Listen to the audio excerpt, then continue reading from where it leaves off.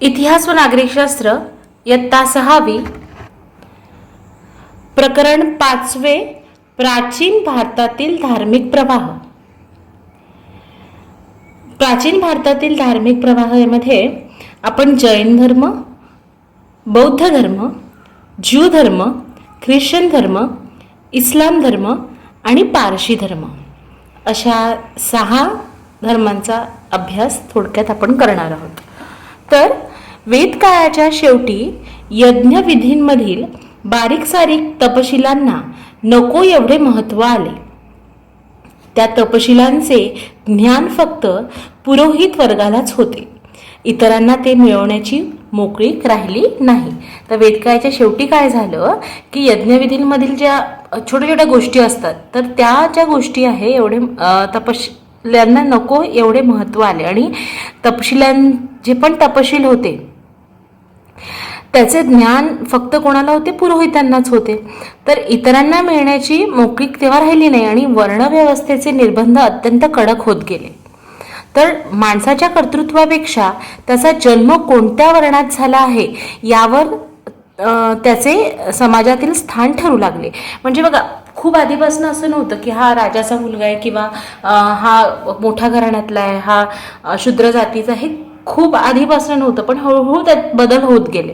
तर माणसाच्या कर्तृत्वापेक्षा काय होतं, माणसाच्या कर्तृत्वापेक्षा त्याचा जन्म कोणत्या वर्णात झाला आहे यावर त्याचे समाजातील स्थान ठरू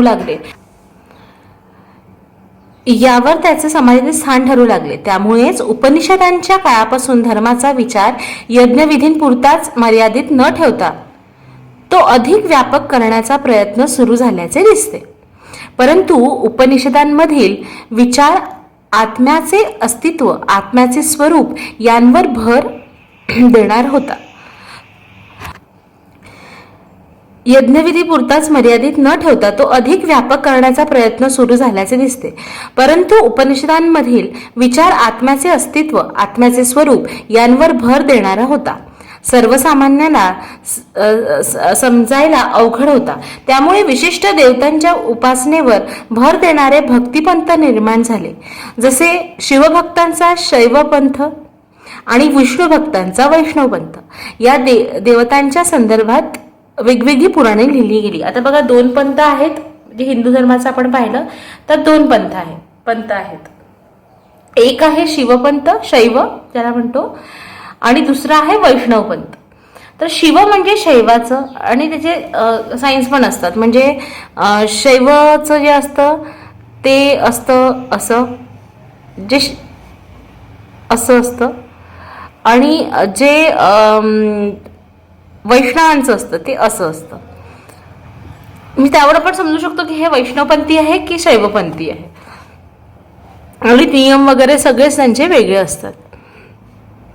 शिवभक्तांचा शिवपंथ आणि विष्णू भक्तांचा वैष्णव पंथ या देवतांच्या संदर्भात वेगवेगळी पुराणे लिहिली गेली. इसवी सन पूर्व 6व्या शतकात सर्वसाधारण मनुष्याला सहज मिळेल असा धर्माचा विचार मांडण्याचा प्रयत्न करणारे विचार प्रवाह निर्माण झाले. आणि अशा काळात काय झालं की म्हणजे कोणावर जबरदस्ती काही न करता सर्वसाधारण मनुष्य जे होते त्यांचा विचार मांडण्याचा प्रयत्न करणारे विचार प्रवाह सुरू झाले. की सर्वसामान्य राजा महाराजा किंवा त्या राजघराण्यात जन्माला आला आहे किंवा मोठ्या ह्याच्यात जन्माला, त्याचा प्रश्न नव्हता. प्रश्न होता तो कोणाचा? तर सर्वसामान्य लोकांचा. तर सर्वसाधारण मनुष्याला सहज कळेल असा धर्माचा विचार मांडण्याचा प्रयत्न करणारे विचार प्रवाह कुठल्या? इसवी सन पूर्व 6व्या शतकात निर्माण झाले. प्रत्येक व्यक्तीला स्वतःच्या उन्नतीचा मार्ग शोधण्याचे स्वातंत्र्य आहे याची जाणीव अनेकांना झाली. त्यातून पुढे नवीन धर्म प्रस्थापित झाले. व्यक्तीच्या उन्नतीसाठी जातीपातीचा भेदभाव महत्वाचा नसतो हे या धर्माने ठळकपणे मांडले. यांनी शुद्ध आचरणाने महत्त्व लोकांच्या मनावर ठसवले. नवीन विचारांच्या प्रवर्तकांमध्ये वर्धमान महावीर आणि गौतम बुद्ध यांचे कार्य विशेष महत्वाचे आहे. आता सर्वसाधारण मनुष्यासाठी काय? तर सगळ्यात पहिले जे आहे ते जैन धर्माचे वर्धमान महावीर आणि बौद्ध धर्माचे जे हे होते ते गौतम बुद्ध. सर्वात आधी जैन धर्म. जैन धर्म हा भारतातील प्राचीन धर्मापैकी एक धर्म आहे आणि या धर्मात अहिंसा या तत्वाला अधिक महत्त्व दिलेले आहे. धर्मज्ञान प्रगट करणाऱ्यास जैन धर्मात तीर्थकर म्हणतात. म्हणजे ज्यांनी जैन धर्माची दीक्षा घेतली किंवा जैन धर्म त्यांनी घेतला तर त्याला तीर्थकर असे म्हणतात. जैन परंपरेत सांगितल्याप्रमाणे एकूण 24 तीर्थकर होऊन गेले. आणि जैन धर्मात किती तीर्थकर होऊन गेले? जैन धर्मात 24 तीर्थकर होऊन गेले. तर काही प्रश्न असे मला विचारू शकतात की जैन धर्मात जे धर्मज्ञान प्रगट करणारे आहेत त्यांना काय म्हणतात? तर जैन धर्मात ते प्रगट करणाऱ्यास जैन तीर्थकार असे म्हणतात. आणि जैन धर्माच्या परंपरेमध्ये म्हणजे जैन परंपरेत किती तीर्थकर होऊन गेले? तर जैन धर्मात 24 तीर्थकर होऊन गेले. वर्धमान महावीर जैन धर्माच्या परंपरेतील 24वे तीर्थकर होते. आणि या तीर्थकरांपैकी जे वर्धमान महावीर होते, म्हणजे इथे फोटो दिसतो आणि आपण बघितलंही आहे, तर ते जे होते ते 24वे तीर्थकर होते. ठीक आहे. तर वर्धमान महावीर इसवी सन पूर्व 599 बघा, इसवी सन पूर्व 599 ते इसवी सन पूर्व 527 इथपर्यंत. ठीक आहे. आज ज्या राज्याला आपण बिहार या नावाने ओळखतो त्या राज्यामध्ये प्राचीन काळी वृज्जी नावाचे एक महाजन पद होते. आता आपण महाजन पदाचा हे केलेच आहे, अभ्यास केलाच आहे. तर महाजन पद होते, त्याची राजधानी होती वैशाली. त्याची महाजनपदाची राजधानी कुठली होती? वैशाली. वैशाली नगराचा एक भाग असलेला कुंडग्राम येथे वर्धमान महावीरांचा जन्म झाला. आणि महावीरांचा जन्म कुठे झाला? कुंडग्राम येथे महावीरांचा जन्म झाला. त्यांच्या पित्याचे नाव होते सिद्धार्थ आणि आईचे नाव होते त्रिशला. महावीरांच्या वडिलांचे नाव होते सिद्धार्थ आणि आईचे नाव होते त्रिशला. वर्धमान महावीरांना ज्ञानप्राप्तीसाठी घरादारांचा त्याग करावा लागला. त्यांनी त्याग केला. आणि ज्ञानप्राप्तीसाठी काय की आपण जसं मी मागच्या पाठात तुम्हाला सांगितलं, मागे जे आपला झाला वैदिक संस्कृती, समजा आपल्या संन्यासाश्रमात किंवा म्हणजे आपल्याला काही ज्ञान साधना करायची असेल तर आपण परिवारात राहून करू शकत नाही, कारण तिथे भरपूर म्हणजे लोक असण्यापेक्षा एकाग्रता होत नाही. त्याच्यामुळे वर्धमान महावीर होते, यांना ज्ञानप्राप्तीसाठी काय पूर्ण घरादाराचा त्याग करावा लागला. 12.5 वर्ष तपश्चर्या केली महावीरांनी. 12.5 वर्ष तपश्चर्या केल्यानंतर त्यांना ज्ञानप्राप्ती झाली. हे ज्ञान केवल म्हणजे विशुद्ध स्वरूपाचे होते म्हणून त्यांना केवली असे म्हटले. हे विशुद्ध स्वरूपाचे ज्ञान होते म्हणून यांना केवली असे म्हटले जाते. शरीराला सुखकारक वाटणाऱ्या गोष्टींनी होणारा आनंद आणि त्रासदायक गोष्टींनी होणारी पीडा यांचा स्वतःवर काही परिणाम होऊ न देणे म्हणजे विकारांवर विजय मिळवणे. म्हणजे आता आपल्याला कपडे राहतात, म्हणजे आपला कपडे घालायचा शौक असतो किंवा ज्वेलरीचा असतो किंवा आपल्याला काही आवडणाऱ्या गोष्टी असतात. तर समजा आपल्याला ते मिळालं नाही तर आपण अनकम्फर्टेबल असू, आपल्याला वेगळं वाटेल. तर यात काय होतं तर शरीराला सुखकारक वाटणाऱ्या किंवा गोष्टींना होणारा आनंद आणि त्रासदायक गोष्टींनी होणारी पीडा यांचा स्वतःवर काही परिणाम न होऊ देणार. म्हणजे कितीही लागलं, कितीही काही झालं, आपल्या शरीरावर याचा काहीच परिणाम नको व्हायला. याचा स्वतःवर काही परिणाम न होऊ देणे म्हणजे विकारांवर विजय मिळवणे आहे. आणि खरं हे आहे की आपण कंट्रोल किती करू शकतो. जेव्हा आपल्याकडे सगळं आहे तेव्हा आपण व्यवस्थित राहू शकतो, पण जेव्हा आपल्याकडे काही नाही आहे त्या याच्यात आपण सफर करणं ही खूप मोठी गोष्ट असते. असा विजय त्यांनी मिळवला म्हणून त्यांनी जीन म्हणजे जिंकणारा असे त्यांना असे म्हटले जाऊ लागले. आणि जीन या शब्दापासून, जीन म्हणजे जिंकणारा, जीन या शब्दापासून जैन हा शब्द तयार होतो. विकारांवर विजय मिळवणारे महावीर म्हणून वर्धमान यांना महावीर म्हटलेच आहे. म्हणजे सगळ्या विकारांवर ज्यांनी विजय मिळवला आहे असे ते महावीर, म्हणून त्यांना महावीर ही पदवी देऊ केली. ज्ञानप्राप्तीनंतर लोकांना धर्म समजावून सांगण्यासाठी त्यांनी सुमारे 30 वर्ष उपदेश केला. किती वर्ष उपदेश केला त्यांनी? 30 वर्ष उपदेश केला. लोकांना धर्म सहजपणे कळावा म्हणून वर्धमान महावीर अर्धमागधी या लोकभाषेतून लोकांशी संवाद साधत. त्यांनी सांगितलेला धर्म हा शुद्ध आचरणावर भर देणारा होता. शुद्ध आचरणासाठी त्यांनी सांगितलेल्या मार्गाचे सार पंचमहाव्रते आणि त्रिरत्ने यामध्ये. आता जे जैन धर्म जे आहे त्या आचरणाचे मार्गाचे सार पंचमहाव्रते म्हणून आहे आणि त्रिरत्ने यामध्ये सामावलेले आहे. लोकांना उपदेश करण्यासाठी तीर्थकरांच्या ज्या सभा होत त्यांना समवसरण असे म्हणतात. त्या धर्माचे हे नाव आहे, ते सभा भरवतात.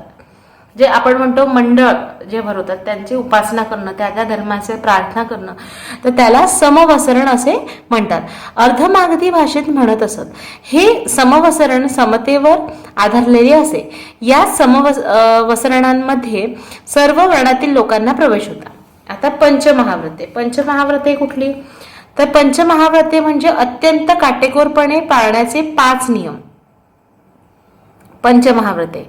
तर 5 नियम कुठले? तर अहिंसा, कोणत्याही जीवाला दुखापत होईल किंवा त्याची हिंसा होईल असे वागू नये. म्हणजे कुठलाही जीव असू दे, तो मनुष्य जीव असू दे, तो प्राणी जीव असू दे, कुठलाही जीव असू दे, त्याला कुठलाही त्रास व्हायला नको, कुठलीही त्यावर हिंसा व्हायला नको. सत्य, प्रत्येक वचन आणि कृती खरेपणाची असावी आणि प्रत्येक आपण जी गोष्ट बोलतो, जे करतो ते खरेपणाने असावं.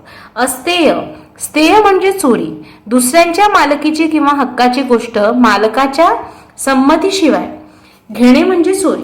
म्हणजे एखादी गोष्ट माझी आहे आणि ती मी न विचारता घेतली तर ही एक प्रकारची चोरीच झाली. मी विचारून घेतली हा वेगळा भाग. मी माझीच हक्काचीच व्यक्ती आणि तिची गोष्टी न विचारता इट इज डिफरंट पार्ट, म्हणजे हे वेगळं. पण समजा माझ्याकडे ती वस्तू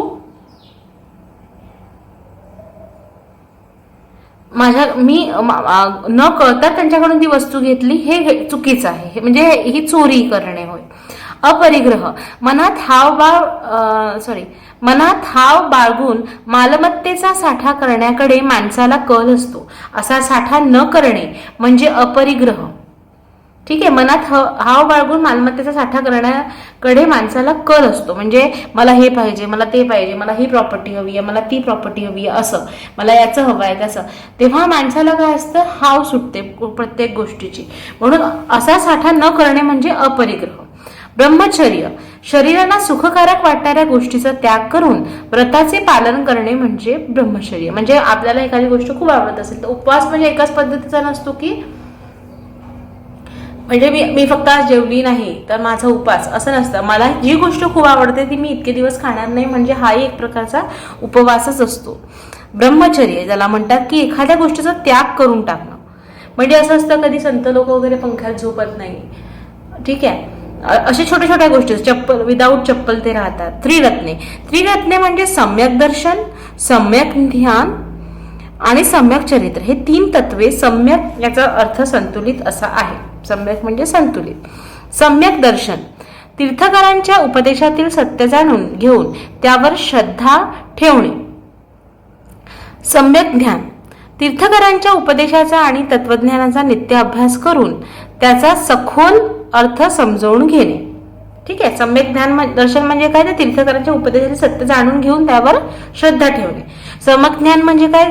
तीर्थकरांचे जे उपदेश आहे आणि त्यांचे ते तत्वज्ञान आहे त्यांचा रोज अभ्यास करणे म्हणजे सम्यक ज्ञान. सम्यक म्हणजे काय? तर संतुलित असणं. आणि सम्यक चरित्र म्हणजे पंचमहाव्रतांचे काटेकोर आचरण करणे. आता उपदेशांचे सार, महावीरांच्या उपदेशातील अनेकांतवाद म्हटला जाणारा सिद्धांत सत्याच्या शोधासाठी फार महत्वाचा मानला जातो. महावीरांच्या उपदेशातील जे अनेकांतवाद आहे, अनेकांतवाद त्याला म्हटला जाणारा सिद्धांत सत्याच्या शोधासाठी फार महत्वाचा मानला जातो. अनेकांत या शब्दातील अंत या शब्दाचा पैलू असा अर्थ आहे सत्याचा शोध घेताना विषयाच्या केवळ एखाद दुसऱ्या पैलूवर लक्ष देऊन निष्कर्ष काढल्यास सत्याचे पूर्ण ज्ञान होऊ शकत नाही. म्हणून त्या विषयांच्या अनेक पैलूकडे लक्ष देणे आवश्यक असते, असे या सिद्धांतात मानले जाते. या सिद्धांतात काय मानले जाते तर विषयांच्या केवळ एक दुसऱ्यावर पैलूवर एक दुसऱ्या म्हणजे एखाद दुसऱ्या पैलूवर लक्ष देऊन होत नाही, तर आपण त्याचे पूर्ण निष्कर्ष सत्याचे पूर्ण ज्ञान घेऊ शकत नाही, तर त्या विषयाच्या पैलूकडे लक्ष देणे आवश्यक असते, असं या सिद्धांतात मानण्यात आले आहे. या सिद्धांतामुळे समाजामध्ये स्वतःच्या मतांविषयी दुराग्रह धरण्याची वृत्ती राहत नाही. इतरांच्या मतांविषयी सहिष्णुता निर्माण होते. मनुष्याचा मोठेपणा त्याच्या वर्णावर अवलंबून असतो. मनुष्याचा मोठेपणा त्याच्या वर्णावर अवलंबून असतो, नाही की तो त्याच्याकडे किती पैसा आहे, त्याच्याकडे किती काय याच्यावर अवलंबून असतो, त्याच्या उत्तम चारित्र्यावर अवलंबून असतो. अशी वर्धमान महावीरांची शिकवण होती. स्त्रियांना ज्ञान मिळवण्याचे मार्ग वैदिक परंपरेमध्ये हळूहळू बंद झाले होते. जसं आपण मैत्री, गार्गी या स्त्रिया बघितल्या है ना, तर मग हळूहळू बंद झाले होते. तर वर्धमान महावीरांनी स्त्रियांनाही संन्यास घेण्याचा अधिकार दिला. सर्व प्राणीमात्रावर प्रेम करा, मनामध्ये इतरांबद्दल दया आणि करुणा असू द्या, जगा आणि जगू द्या, असा उपदेश त्यांनी केला. आता या सगळ्या ज्या गोष्टी आपण जेवढं पण वर्धमान वीरांविषयी वाचलं, तर जीन म्हणजे काय, तर जीन म्हणजे जिंकणाऱ्यावरून जैन धर्म आला. आणि त्यांनी किती वर्ष तपश्चर्या केली, 30 वर्ष त्यांनी तपश्चर्या केली. त्यांच्या आईचे नाव काय होते, बाबांचे नाव सिद्धार्थ आणि आईचे नाव त्रिशला असे होते. आणि त्यांचा जन्म बिहार येथे झाला. कुठे झाला, बिहार येथे. तेव्हाची राजधानी होती महाजनपदाची राजधानी होती वैशाली. ठीक आहे. असे आणि पंचमहाव्रते कुठली, अहिंसा, सत्य, अस्तेय, अपरिग्रह, ब्रह्मचर्य, हे 3 पंचमहाव्रते होती. त्रिरत्ने कुठली, सम्यक दर्शन, सम्यक ज्ञान, सम्यक चरित्र. असं थोडक्यात तुम्ही वाचलं तर एक जनरल नॉलेजसाठी चांगलं आहे. बौद्ध धर्म. आता बौद्ध धर्माचा प्रसार भारत आणि भारताबाहेरील अनेक देशांमध्ये झाला. गौतम बुद्ध हे बौद्ध धर्माचे संस्थापक होते. जसे जैन धर्माचे संस्थापक हे होते ते महावीर होते, तसेच बौद्ध धर्माचे जे संस्थापक होते ते गौतम बुद्ध होते. गौतम बुद्ध काळ जो होता, इसवी सन पूर्व 563 ते इसवी सन पूर्ण 483 पर्यंतचा जो काळ होता. गौतम बुद्धांचा जन्म नेपाळमधील लुंबिनी या वनात झाला. ते क्षेत्र आहे. त्यांच्या पित्याचे नाव होते शुद्धोधन आणि आईचे नाव होते मायादेवी. गौतम बुद्धाचे मूळ नाव होते सिद्धार्थ. त्यांना मानवी जीवनाचे संपूर्ण ज्ञान प्राप्त झाले होते, म्हणून त्यांना बुद्ध म्हणजे बुद्धी आणि त्याचे ज्ञान प्राप्त करणे म्हणजे बुद्ध असे म्हटले गेले. मानवी जीवनात दुःख काय आहे हा प्रश्न त्यांना पडला. त्यांचे उत्तर शोधण्यासाठी त्यांनी घरादाराचा त्याग केला. एका वैशाख पौर्णिमेला बिहारमधील गयाचे जी जागा आहे, गळ्याजवळ असलेल्या उर्वेला या ठिकाणी एका पिंपळाच्या झाडाखाली ज्ञानस्थ बसले होते. त्यावेळी त्यांना बोधी प्राप्त झाली. ठीक आहे. ते एका पिंपळाच्या झाडाखाली बसले, त्यांना बोधी प्राप्त झाली. बोधी म्हणजे सर्वोच्च ज्ञान, सर्वात ज्ञानी पुरुष ज्याला आपण म्हणू. त्या पिंपळाच्या वृक्षाला आता बोधी वृक्ष असे म्हणतात. ते वृक्ष आज पण आहे, बोधी वृक्ष असे म्हणतात. तसेच उर्वेला या स्थानाला बोध गया आणि तिथे जे बौद्ध धर्माचे लोक आहेत ते तीर्थ क्षेत्र म्हणून दर्शनाला जातात आणि सगळेच लोक जातात. म्हणजे त्यांनी त्यांचे पहिले प्रवचन वाराणसीजवळ सारनाथ येथे दिले. त्यांनी सगळ्यात आधी जे प्रवचन आहे ते वाराणसीजवळ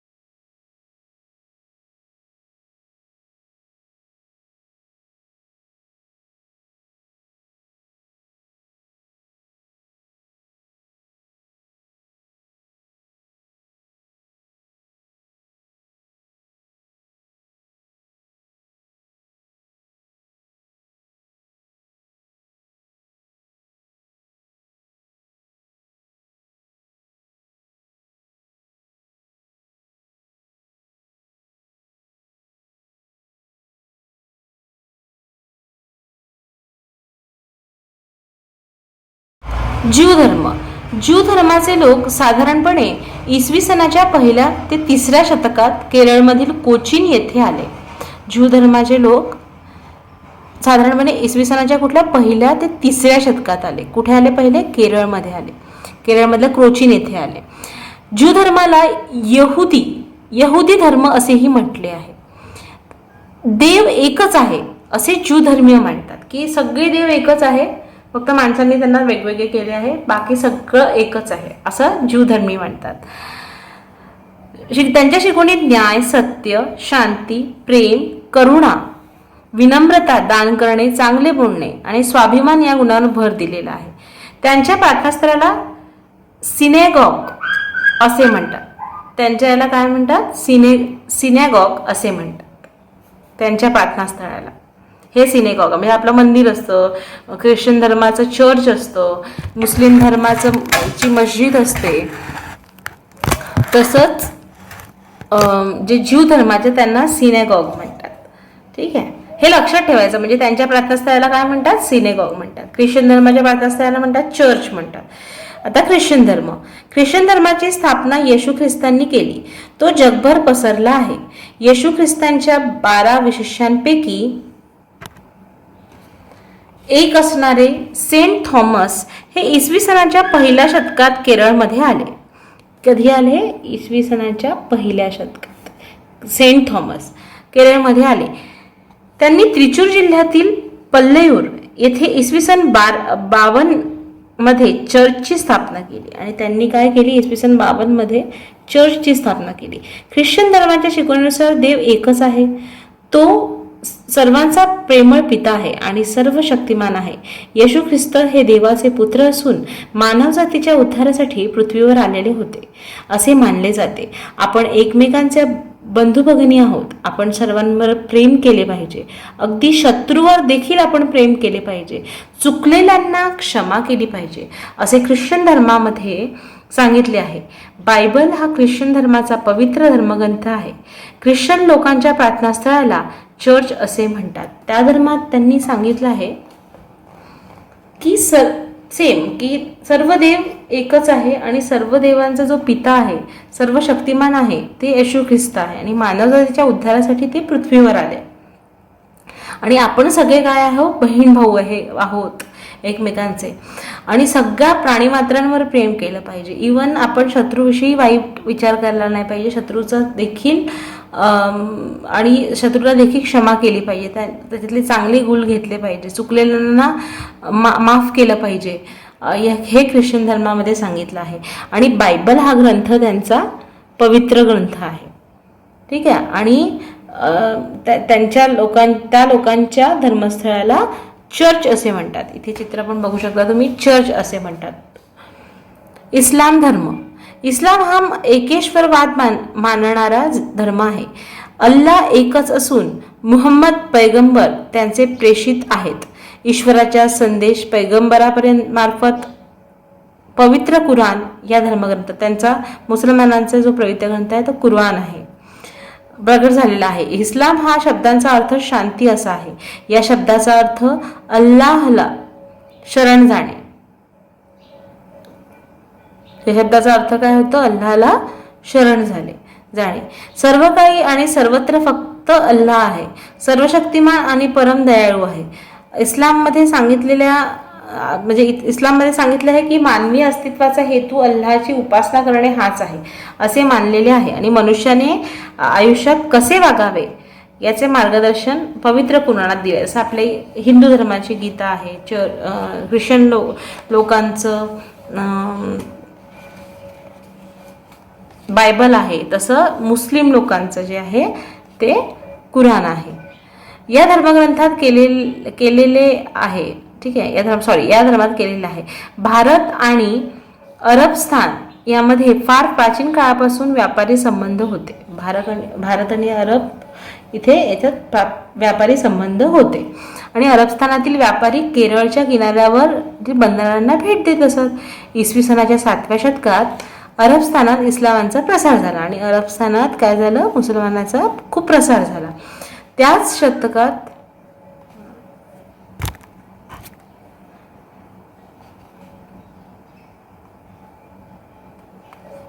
त्या शतकात अरबी व्यापाऱ्यांमार्फत भारतामध्ये इस्लामांचे आगमन झाले आणि व्यापार संबंध होते, त्याच्यामुळे तिथे खूप इस्लाम होते. आणि त्या शतकात काय झालं, अरबी व्यापाऱ्यांमार्फत भारतामध्ये इस्लाम येऊ लागले आणि इस्लाम धर्माच्या प्रार्थनास्थळाला मशीद असे म्हणत, मस्जिद आपण त्याला म्हणतो, हे दिसत आहे. आता पारशी धर्म.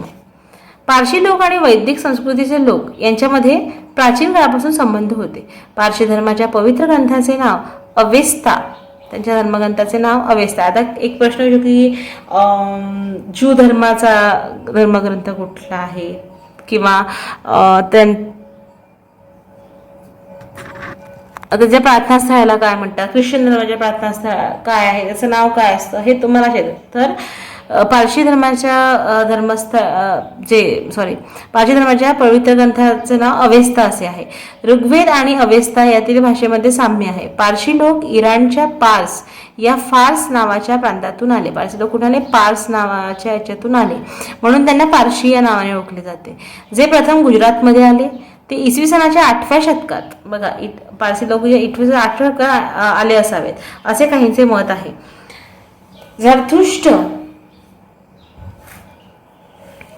झरथुष्ट हे पारशी धर्माचे संस्थापक आहे. झरथुष्ट हे पारशी धर्माचे संस्थापक आहे. अहुर मज्द या नावाने त्यांचा देवाचा उल्लेख केला. त्यांच्या देवाचा उल्लेख कसा केला, अहुर मज्द केला जातो. पारशी धर्मामध्ये अग्नी आणि पाणी या दोन तत्वांना अत्यंत महत्त्व आहे. अग्नी आणि पाणी यांना खूप महत्त्व आहे. त्यांच्या देवळांमध्ये पवित्र अग्नी प्रज्वलित केलेला असतो. त्या देवळांना अग्यारी असे म्हणतात आणि त्यांच्या याच्यामध्ये पाण्याला आणि अग्नीला विशेष महत्त्व आहे. आणि त्यांचे जे मंदिर असतं त्याच्यात असं जाळलेलं एक हे ठेवलेलं असतं मशालसारखं, आणि त्याला अग्यारी असे म्हणतात. उत्तम विचार, उत्तम वाणी, उत्तम कृती ही 3 प्रमुख आचरण तत्वे पारशी विचारसरणीचा गाभा आहे. आणि त्यांनी उत्तम वाणी असणं, उत्तम विचार असणं, उत्तम कृती असणं हे 3 प्रमुख आचरण तत्वे या या धर्माच्या विचारसरणीचा गाभा आहे. आणि हे लोक त्या गोष्टीला फॉलो करतात. ठीक आहे. आता हे जे आहे अग्यारी, जे आपण त्याला म्हणतो धर्मस्थळ जे आहे, देऊळ आपण म्हणतो ना, हिंदू धर्माचं देऊळ, मुस्लिम धर्माचं मस्जिद है ना, प्रत्येक प्रार्थनास्थळाला हे आहे. तर अग्यारी जे आहे हे असायचं असं हे जायलेलं असं त्याच्या भोवती ते प्रे करतात. ठीक आहे. तर इथे आपला हा लेसन कंप्लीट होतो आहे आणि बाकी तुम्हाला स्वाध्याय जो आहे तो PDF थ्रू मिळेल.